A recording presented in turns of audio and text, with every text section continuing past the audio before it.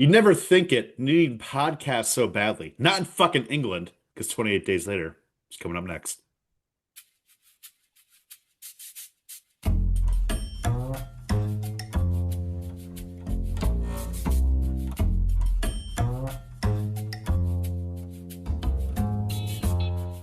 Haven't Seen It with Tim Sestito and Tommy Teveno.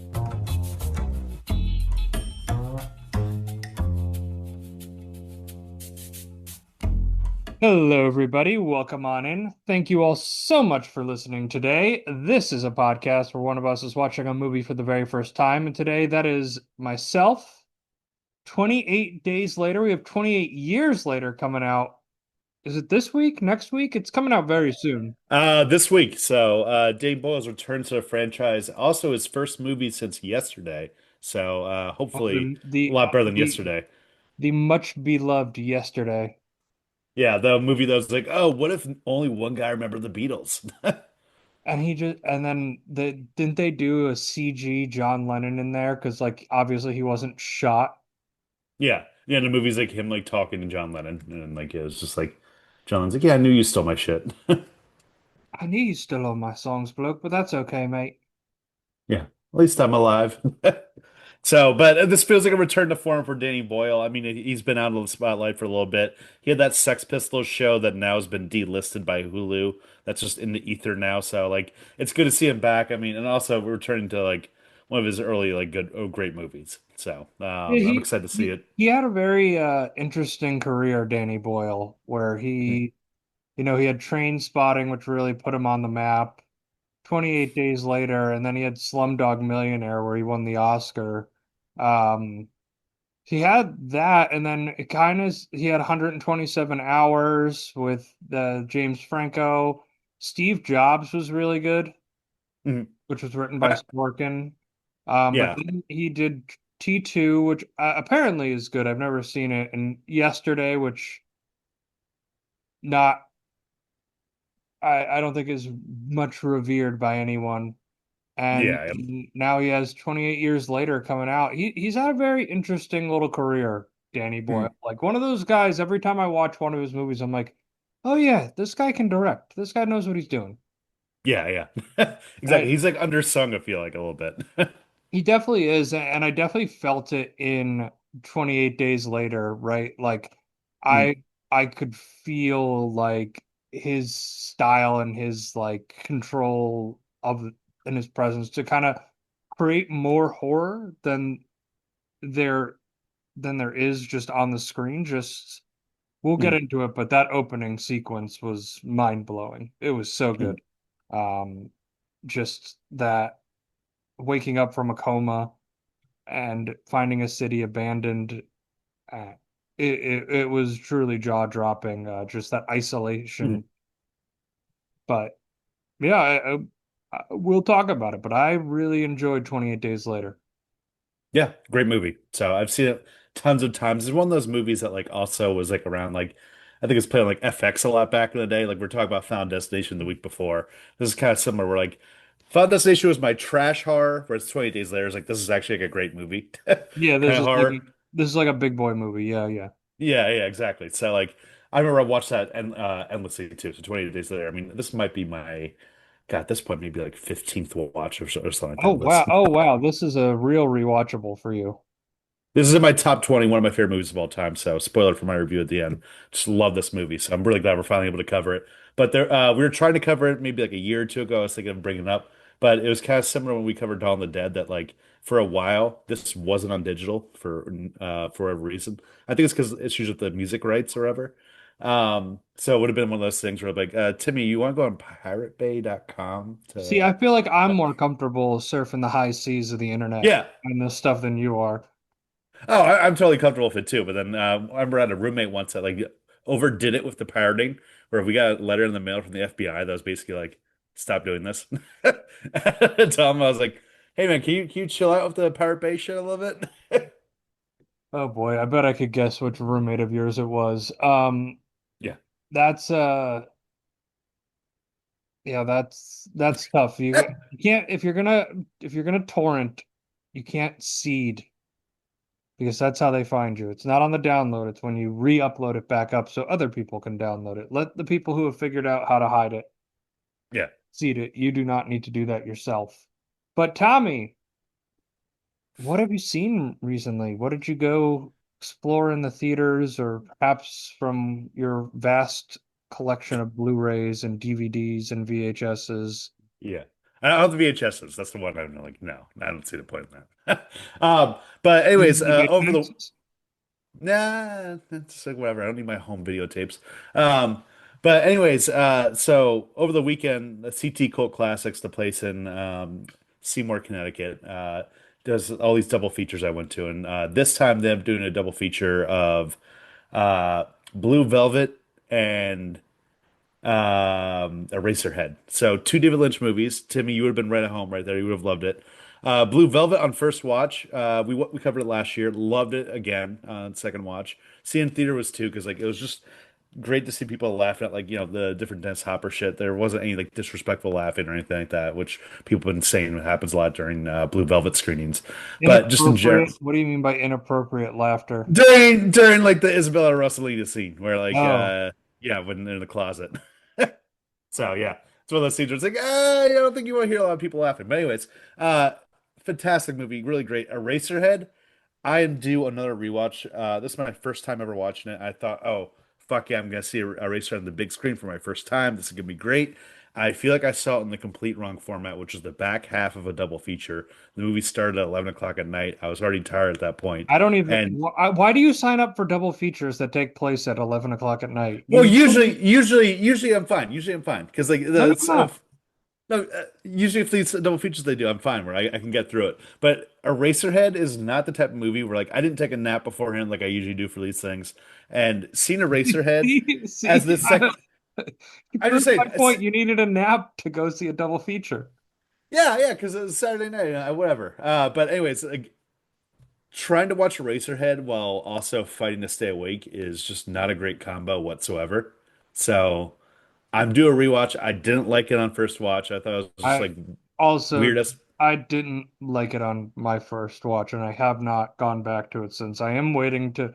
So I watched it at home. I'm waiting to go see it in a theater. I've heard with Eraserhead, it's like you see it on your third time, and you're just like, "Oh, I get it now."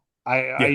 I just don't get it, and I'm not someone that wants to like watch a YouTube video being like, "This is what Eraserhead is," and you go, "Oh, okay, this is your interpretation of it." Yeah, Because exactly. Well, David Lynch has never come out and explained what Eraserhead is. It just is, and you can interpret it how you want. these double features they do pre-rolls a lot, like targeted based on whatever it is. And for the David Lynch one, they did one was an interview of him where he said, I think that Eraserhead is my most spiritual movie." And so it's like, "Can you elaborate on that?" He's like, "No, No.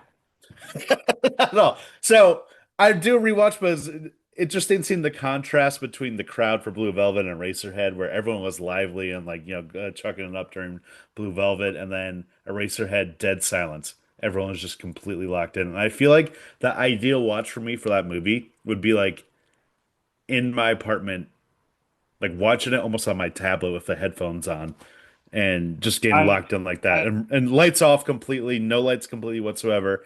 It's the one time where I feel like the theatrical experience wasn't the ideal way for me to watch this for the first time.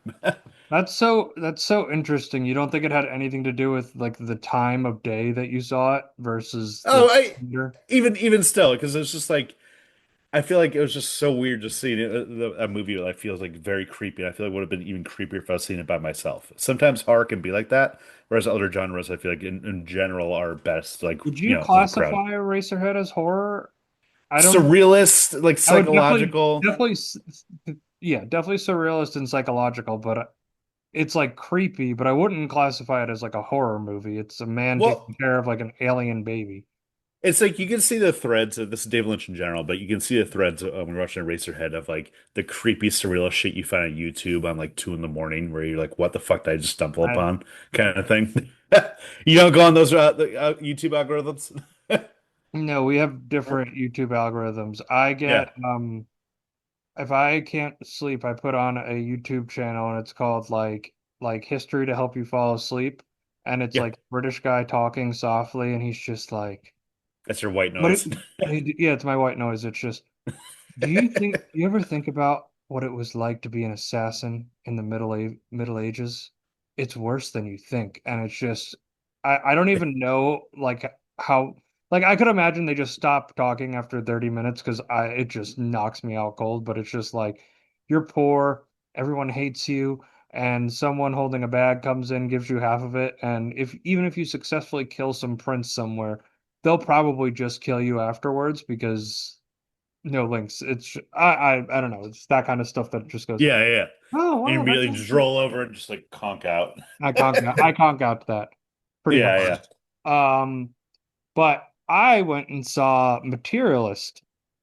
Nice. It was good. I enjoyed it. It's marketed as a rom-com. It's not really a rom-com. It's definitely has its funny moments. I mean, you have Celine Song directing it, who she just did Past Lives a couple of years Mm, ago. Now her follow-up is just a deep look into the dating world today, especially in New York City, and how transactional it is. And, mm. where does love fall into the place of that is kind of the core of it. I won't spoil anything, but, Dakota Johnson's character, Lucy, she's a matchmaker. And halfway through, she has her core foundation just shook up in such a way that it leads into the second half of the movie. And Chris Evans Mm. is her ex-boyfriend. Pedro Pascal is her new boyfriend. It makes for it's a good movie. It's nice that they let Chris Evans out of movie jail. Yeah. Well, it's self-imposed kind of because I was Oh, talking to our buddy Will about this. It's like, has Chris Evans been in anything even worthwhile since Knives Out? Like, no. if you look at the 6 years in between, No, it's like he it's had all garbage. all straight to streaming garbage kind of stuff, or like Red One, or what was that movie with Anna de Armas he did, where it's like, It's the wait, Apple one. you're a spy or something like that? Yeah, It it looked like shit. didn't even blip on the radar. And then he Yeah, had the cameo and Wolverine, whatever that movie was. Um, but yeah, he was it self-imposed? Probably.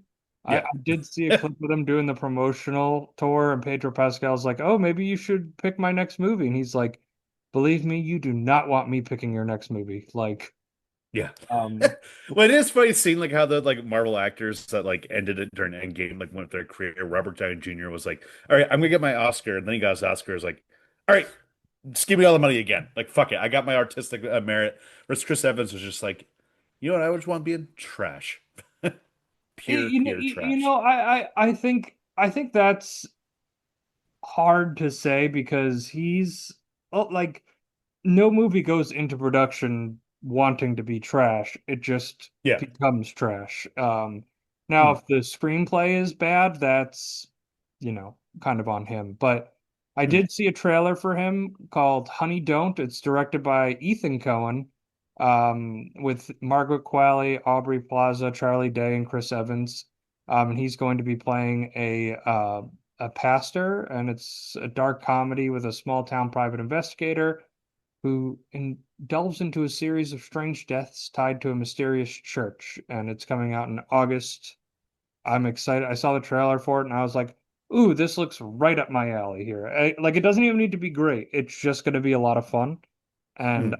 that's the kind of movie I'm looking forward to. And it's that kind of role that I feel like Chris Evans has just lacked, where he's he kind of falls into the Brad Pitt realm of like he's too good looking and he's probably best as like a character actor where Mm, he like in Knives Out where he can just kind of go balls to the wall out and play it a little campy. Like I feel like mm. that's his best position to be in. And I feel like Instead, he's been in, like generic action movies lately, like The Gray Man or something. yeah, he was Buzz Lightyear in the Buzz Lightyear This is movie. the weirdest tweet of all time. Ready to promote that movie. He said, "This is not a movie based about the toy. This is a movie about the this is the movie about the movie the toy was based on." It's like, what are we Oh, doing here? yeah, that's a real like that's a What the real fuck is? Yeah. The live, I call out the live action stuff for being creatively bankrupt, and Mm, it is creatively bankrupt, but the Lightyear movie is like another level of creatively bankrupt. mm, totally. Yeah. So Materialist, go see it. I enjoyed it quite a bit. It had some good laughs in it, good drama in it. I think it was an interesting thought experiment. It left me thinking out of the theater, which is more than I can say for a lot of stuff that enters theaters today.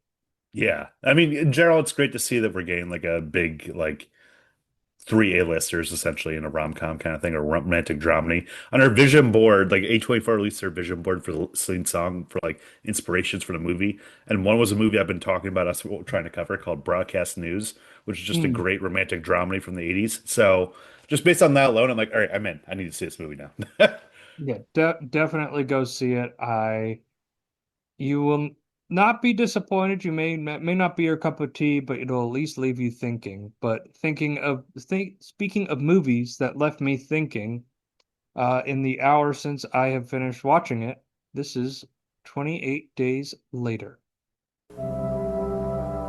In the blink of an eye, the world he knew was gone.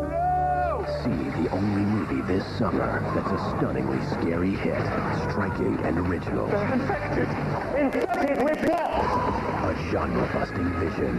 Use the blood and something in the blood. And it's scary as hell. Hey, did you hear that? You know what? 28 Days Later. Rated R. Starts Friday, June 27th.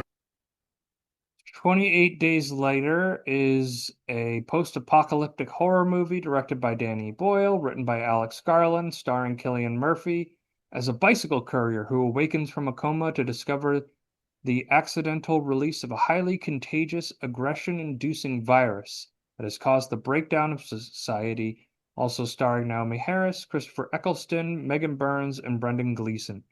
Um, so this movie, I like remember this movie coming out. I think I always remember movies that come around near my birthday, and I'm the 28th. This came out June 27th. I remember my 10th birthday, Mr. Deeds and Hey Arnold the movie came out on June 28th, 2003. So I have a weird memory for movies that just came out right near my birthday.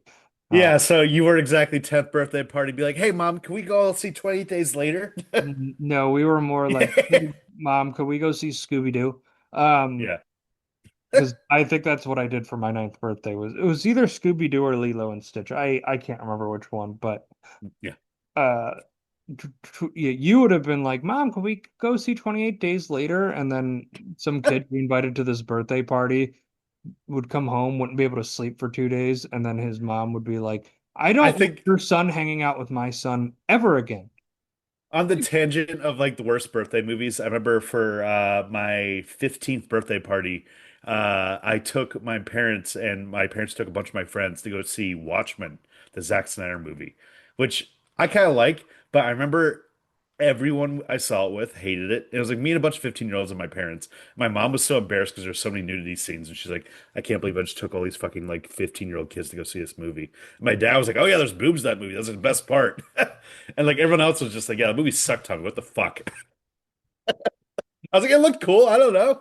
It's so funny because I'm just picture because I knew you at this age. I'm just picturing like It was like pre-contact crew lenses, me with the glasses. that crew that you hung out with would 100 if the movie sucked would 100% blame you, not going out Yeah, of the theater being like, well, that sucked. Oh, all right, Tommy, we came out for your birthday and you yeah, made us go to a shitty movie. What the hell, man?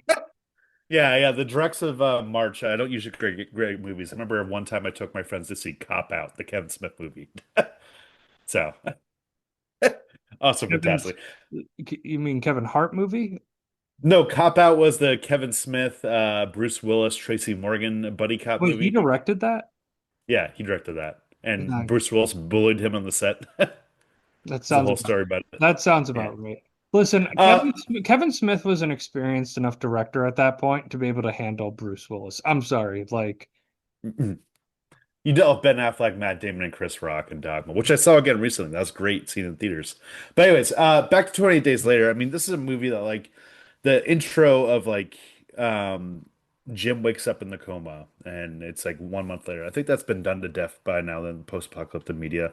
Like I was thinking The Walking Dead a lot when watching this sequence this time, and how much better this is done than The Walking Dead, which definitely had a higher budget. I mean, this only had like an $8 million budget. They were scrapping by. Christopher Eccleston had to take a pay cut at one point during this movie as an emergency to for the budget. They had to like fight the studio for more money.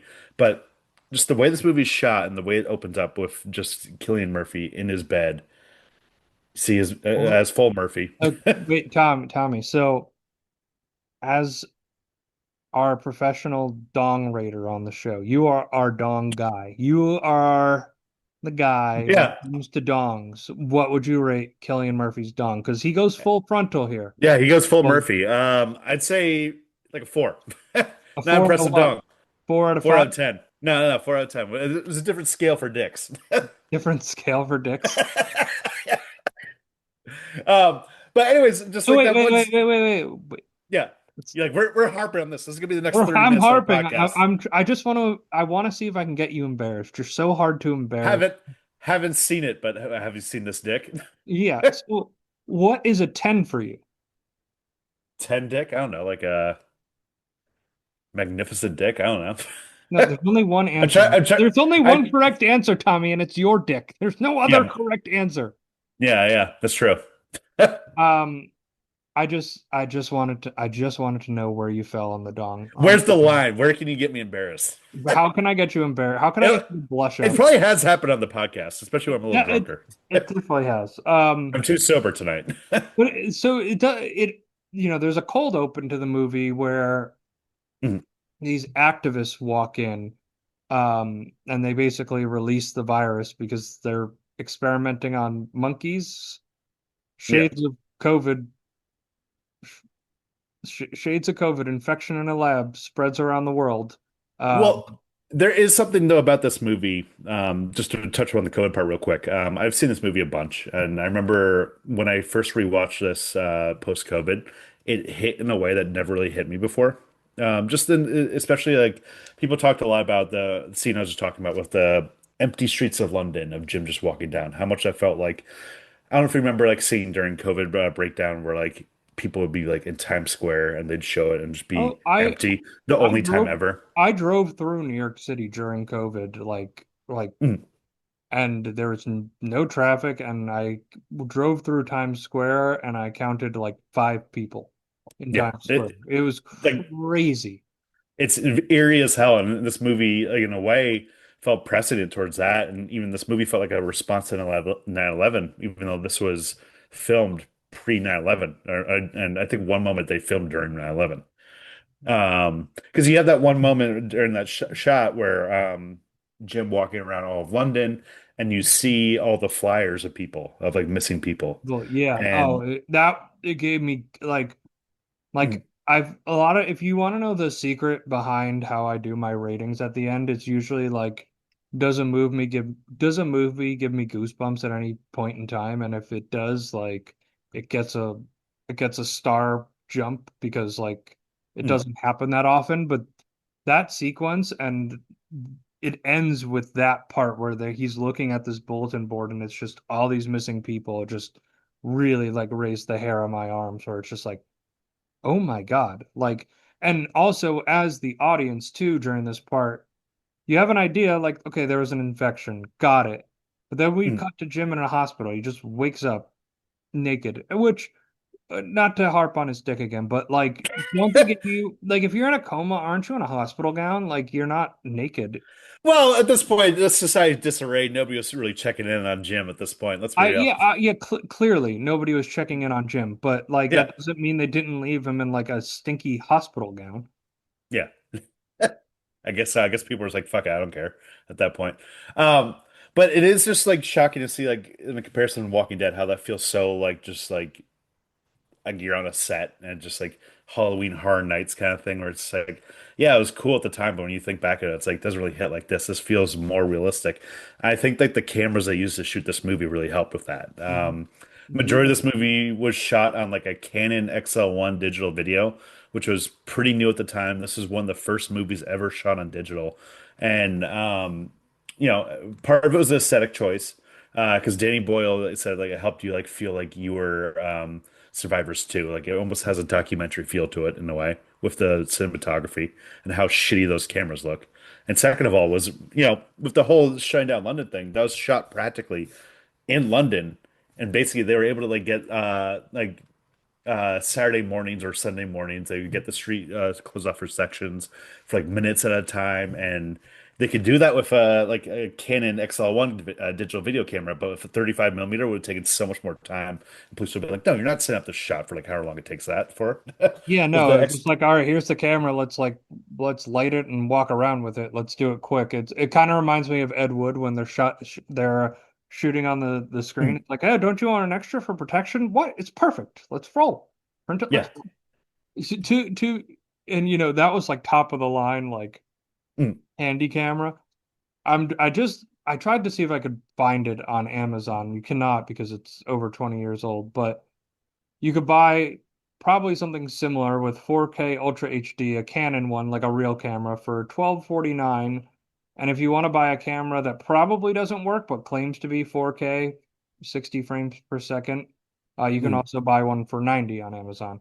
But like So that alone is like way better than anything that they're shooting this movie with. yeah, I And it, literally had to I was started the movie and then I paused it a minute in and I'm looking at it and I'm like, what? Like, is this is like is the rip on Amazon like this bad? And then I just yeah. Googled like, why does 28 Days Later look like that? And I just got a whole thing about the camera that they used and that it was really like a revolutionary product because it was one of the first like studio films ever put on digital.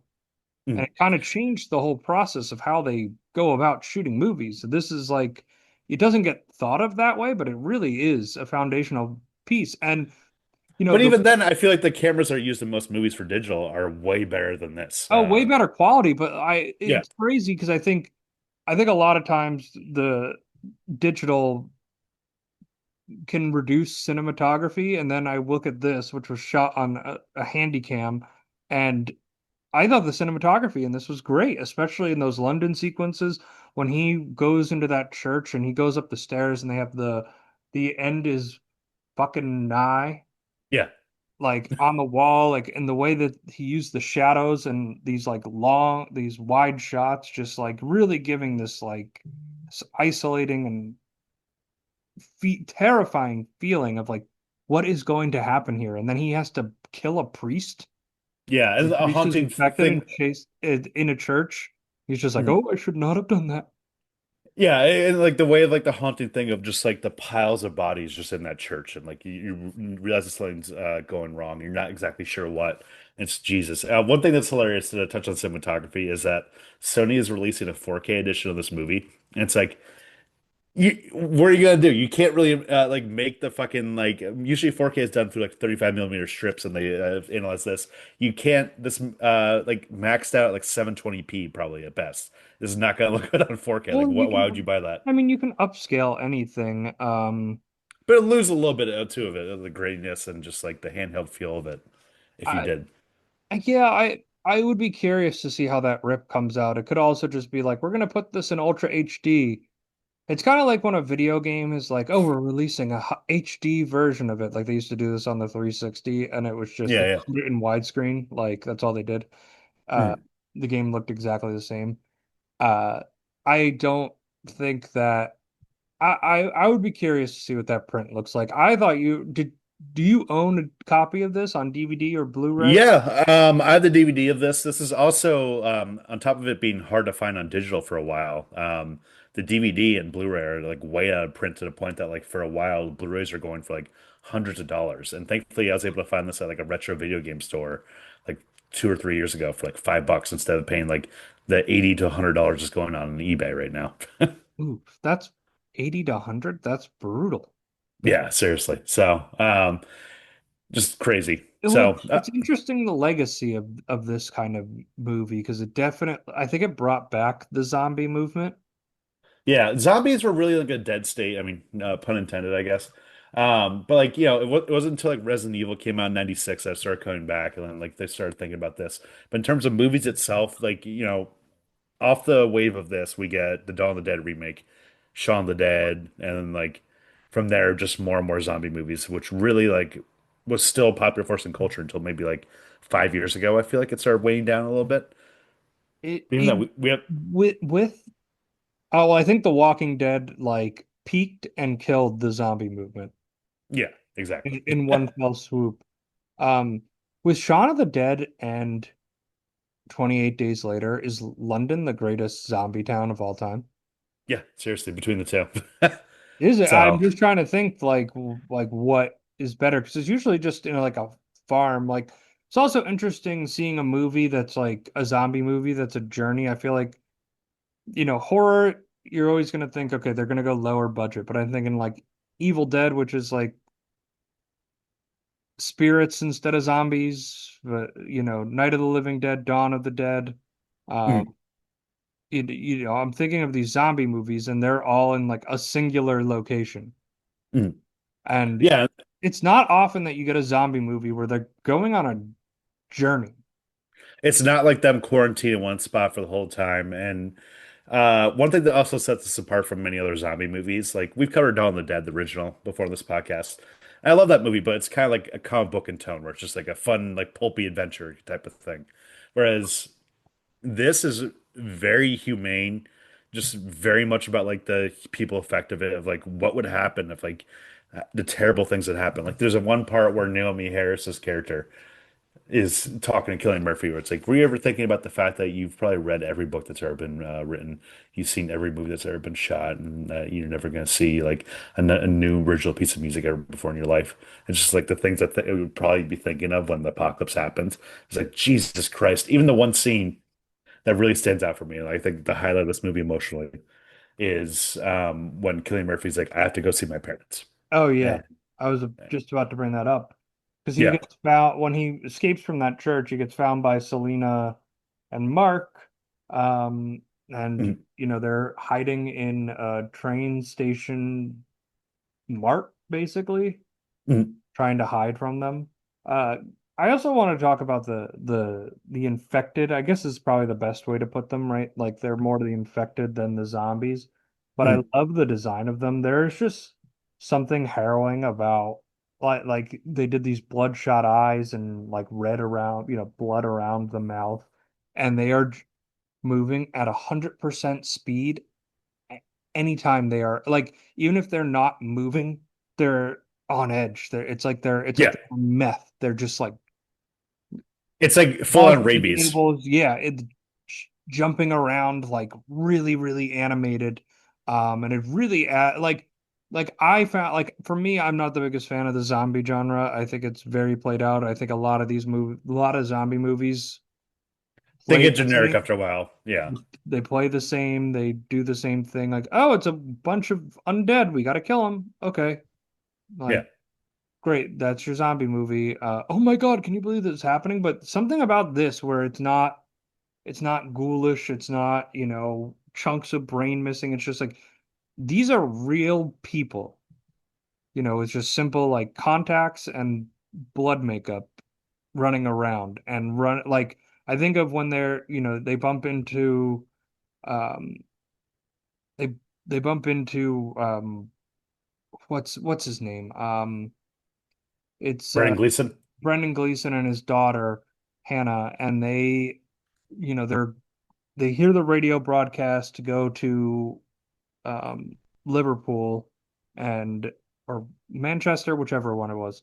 And they're driving out on the cab, and they go into the tunnel, they pop a tire, and the zombies, like the rats, come, and then it's because they're running away from the infected, and the like. It's using these like little details to just build up the intensity of them Mhm. in such a way that you really feel foreboding. Um, And also, it's like the fast zombies in general. There's probably a big reason why this genre got so revitalized because it made it feel scary again in a way that they really didn't. After a while, they got hokey and just like to the point where like Dracula and Wolfman and Frankenstein were, where it's like, oh, the fun zombies. Whereas like 28 Days Later, like I've I'd probably be dead either way, but fast zombies, I have 0% chance of like making it whatsoever. My cardio is not there. I'd be dead in a fucking instant. Slow zombies, I'd probably be dead still, but I feel like I have more of a chance. I can at least outrun a walking zombie. You I know what I I mean? don't know if you'd be dead, Tommy, because I think you could isolate yourself in your apartment so Yeah, well. as we saw during quarantine, where I I did not I leave. I think you could stink up your apartment so bad that they just, even through the apocalypse, Uber eating some Chipotle bowls over, stinking up that place that they're just gonna be Yeah, like, nope, nope, nope, yeah, I'm no it's already thank you. dead in here. It's already dead. Wow, he really just wants that. You just with the headphones on, Yeah, little gaming, not even movies, realizing what's little happening. gaming. What's going on in the world? Why haven't I gotten a text in a while? Why does my phone not work? You Yeah, actually, right. once the power went out, that's when you'd take your head. What is going on here? Yeah, exactly. Then I realized that there's something going on out there. Um, exactly. But and well, again, like this just brings back so much like just memories of just um, COVID times and stuff like that. Of like, obviously COVID was not nearly as intense as this was. We didn't have rage zombies, but it's just like the feeling of just isolation and just like, oh, like hearing that so and so did this and just how many moments this movie has of just like telling human stories of right after. I remember when I first watched this movie after COVID happened. Like I think I rewatched this in like 2021. I've seen this movie a ton of times.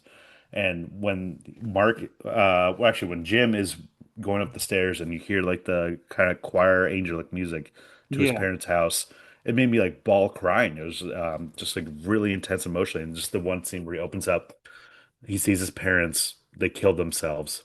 And they said, Jim, we left you sleeping in love. Don't wake up, and he sees that and just immediately cuts like the home video of his parents walking yeah. around. Just really heartbreaking in a way that you don't think of like these movies really go to. Uh, If yeah, and it just really personifies them. And they talked about how Mark and Selena like lost their loved ones too.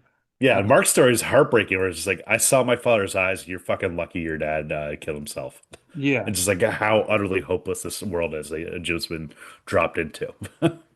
yeah. And I mean, I guess it's like the autonomy, right? Like the choice of it. It's like they had the choice to be able to go out on their own terms versus Mm, even in that sequence, right? Like his neighbor who's infected breaks in, he sees the candlelight, he breaks in, Mark gets infected, Selena kills him without a second of thought, without a trace of a doubt.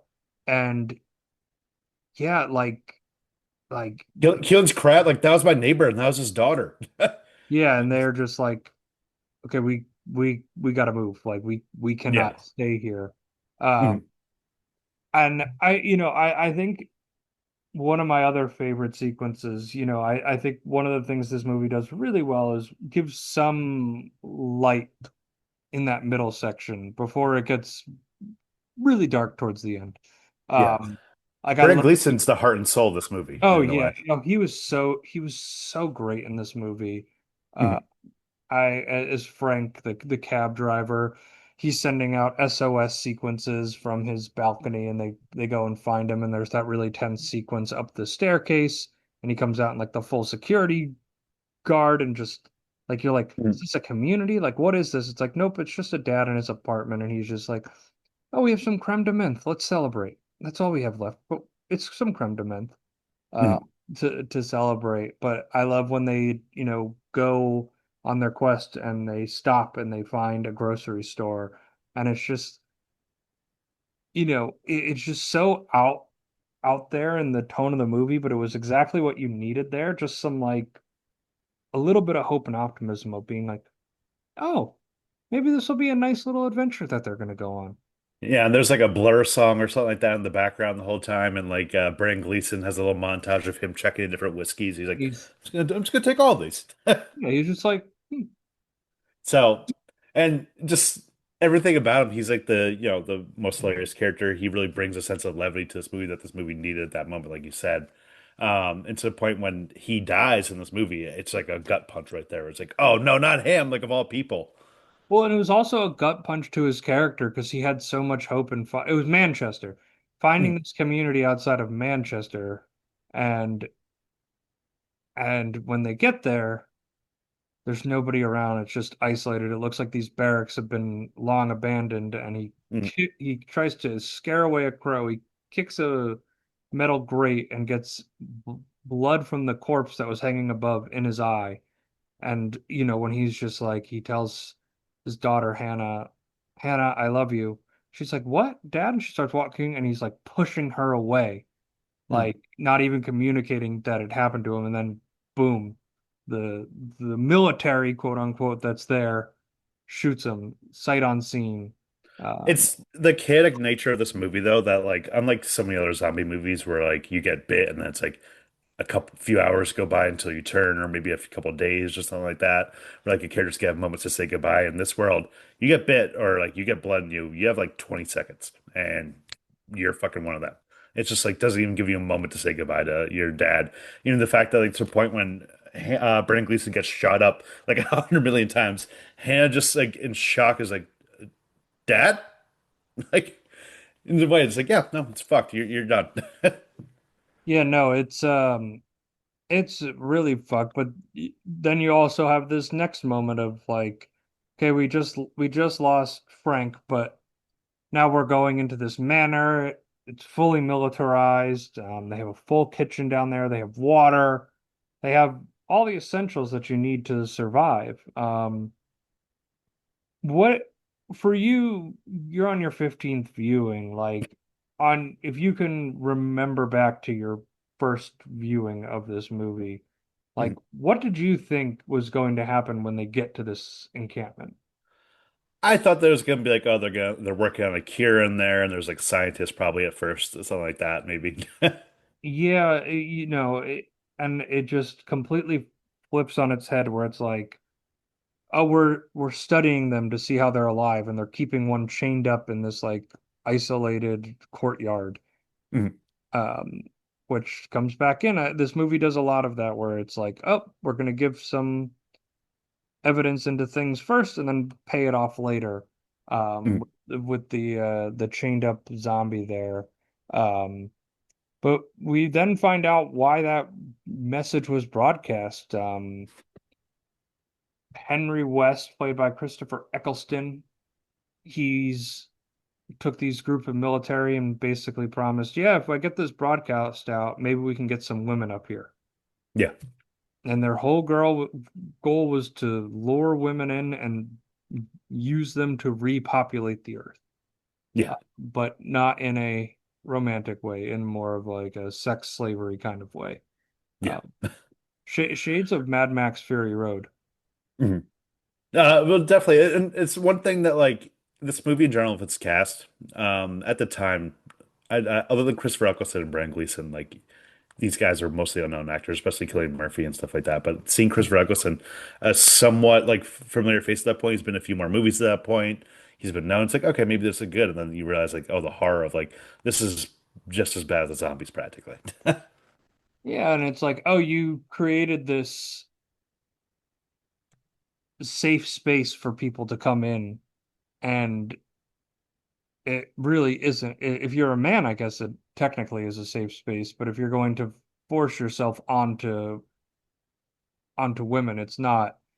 And Jim, tries to save Hannah and Selena, rescue them and gets captured. And and there's the other sergeant who didn't approve of this, who goes down with them, and they're trapped in the furnace room. And I love how Talk they, about The Simpsons. well, he's talking about how it's like this is an island, like we're clearly quarantined, like the world is not over. Like they are, it got out here, they've trapped it here, and they've left it to run wild, but they're not like, he's the only ones. He's like, your plan doesn't make sense that we need to repopulate the earth. Yeah. It's just like the again the humane thing where it's like people at home they're watching The Simpsons in America like 100 miles away. They're getting home with their they're sleeping with their wife and like having a normal life while we're living out this whole fucking chaos. It's just like we're obviously all quarantined at this first sign of anything. The infection no way got to anything, which was proved by the sequel when the sequel's like, oh, we're getting Britain back into repopulating it. So spoilers for 28 weeks later, a movie that That's the opening frame. It's like, oh, like years have gone by, like all the zombies have died, and now we can get back in. And then, shocker, somehow the zombies come back. Still more zombies out. There's just patches of zombies we didn't know about. It's like an uncontacted tribe in the Amazon forest. They're just out there. We Yeah. didn't know they existed, but they do. They're there. Because we have to make a sequel, because this movie did very well at the box office. It made 84.6 million on an 8 million budget. That's a good return on investment if you ask me. Mhm. And it's shocking that like it's not that shocking that Danny Boyle didn't come back, but the unfortunate thing about 20 weeks later is that it bans the cinematography technique of like the low tech cameras and everything like that, and it feels a little more Hollywood wise, where like you know Jeremy Renner's in it, Robert Carlyle's one of the leads, Rose Byrne's in it, Idris Elba is like a U.S. general in it. It just feels much more like action movie Hollywood type thing. It's Feels more fun, but it's feels not more anything. feels like, oh, we made this hit movie.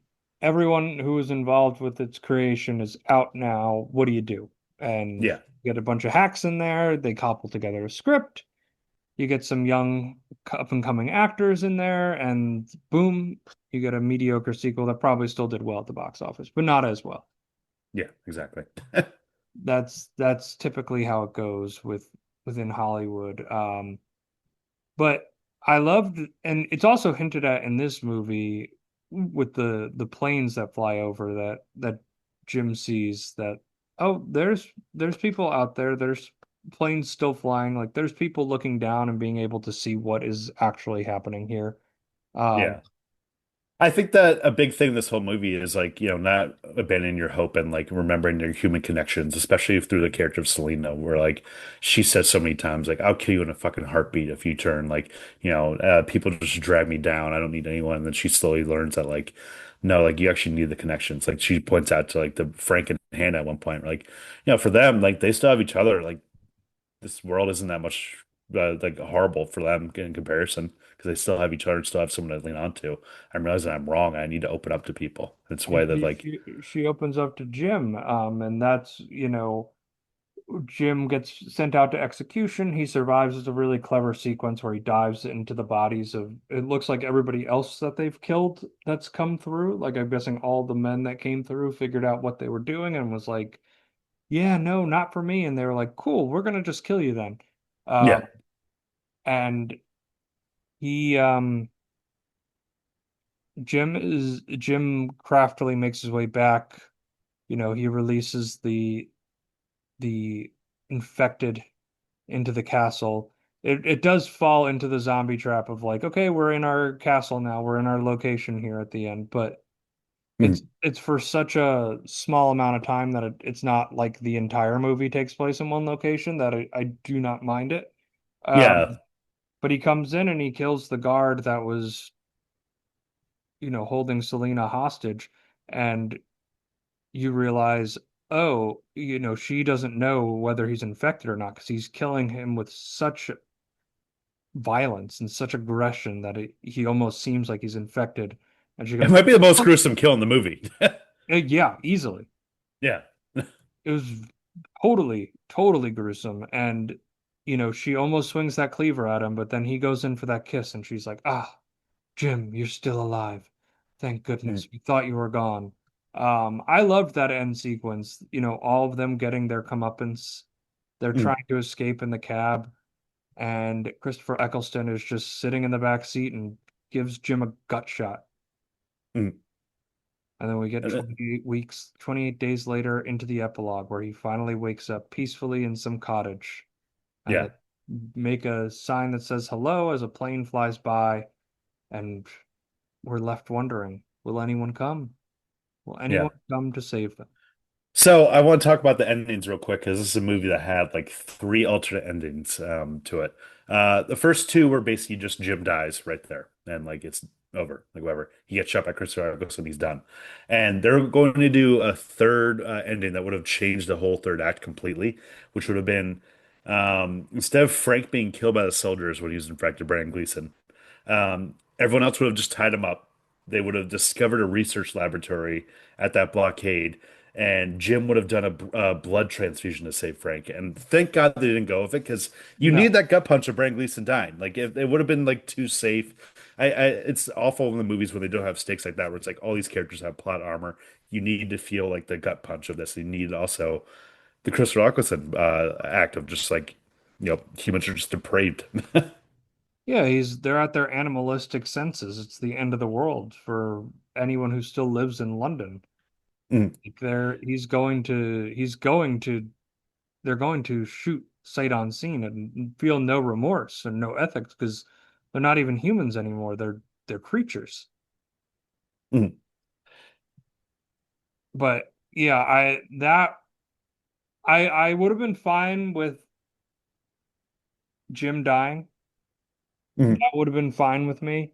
Um, I would not have liked that other e ending would have felt like, oh God. And then like they escape and then it turns out Frank's okay and he's there and they're you know frolicking through the fields holding hands and it's like it would have been too much. I mean, like we have enough hope in the ending that was shot and ended up being in the movie, but that would have been too much, just too like cutesy or whatever. Like, oh, so like no one really dies except for like a couple characters in the beginning or something like that, and there's no stakes or whatever. And real quick before we go into the next segment, the score of this movie just is oh, it fantastic. rocks. It rocks Yeah, so hard. it's Like like such awesome like post rock kind of like experimental type music, and just the way it hits, especially in the crescendo moments of just like them in the house at the end of the movie, where it goes on and on and on to a point that that's been in other movies now. It's like trailer songs and stuff like yeah. that. Yeah, the guitar riff during when he was walking around London, like I've heard that before. Like that's been used countless times. It's a really, really great score. Uh, Mm, and it really sets that atmosphere. mm, Sets the swells of the big moments, but it's minimal. It's not some big sweeping John Williams orchestral score. It's minimal instruments. It's barren, it's mm, empty, but it's filling in that way. mm. And yeah, the score absolutely slaps. I Yeah. am a star. I'm a star, I'm a star, I'm a star. I am a big, bright, shining star. All right, Tommy, who is the star of the show? Who gave the best performance in your opinion?